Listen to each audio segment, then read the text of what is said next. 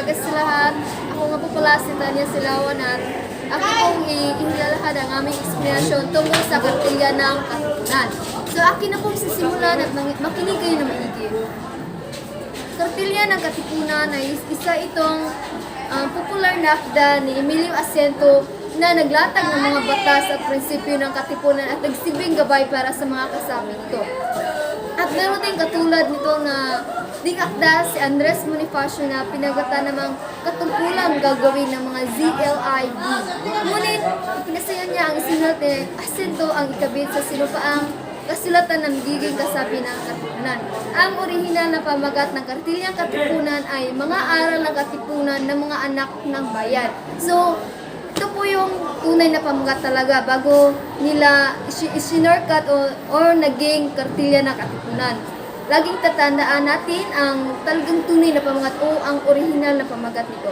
So, at hinangaan noon at ngayon dahil sa matiling hangga, ngunit eksaktong formulasyon ng mga tuntunin sa buhay na dapat sundin ng mga katipunero.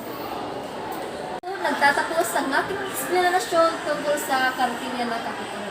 At alam ko at alam namin ang aming mga kagrupo na hindi lahat ng impormasyon ay aking nasabi, pero marami pa rin grupo na susunod sa amin at baka sakali na ila iyong maisasambit sa inyo, kagaya ng pangkat ng 4, 3, 2, at 1. At meron po kaming ilalahad na tula at tuwayan niyo po ito. Salamat. Maraming salamat.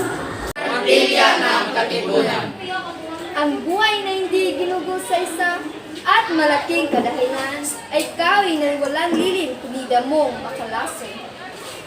Desisyon unti-unti na paparang tulad ng paglubog ng araw. Desisyon unti-unti na paparang tulad ng paglubog ng araw sa kanluran. Buhay na wiran, ano patutunguhan? Bangon kilos para sa ating bayan.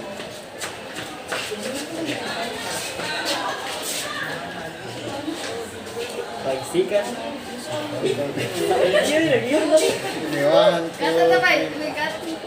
Pagsikat ng araw, pagkilos ng harapin. Sa isip agad ang iyong layunin, anumang puno ang walang lilim. Nararapat na ito ay putulin, patayin. Ang buhay ay bilang mga palipas. Hanapin ang galing na hiram at nuyang umawalpas. Lalay sa bayan at kapwa kakulay. Kagalingan hiram hanggang mamatay. Huwag hayaang kumaway ang takip-silid nang hindi mo nalalaman ang iyong takitin. Kauna-unang utos ng katipunan. Gamitin ang buhay na may kadakilaan. Maraming salamat.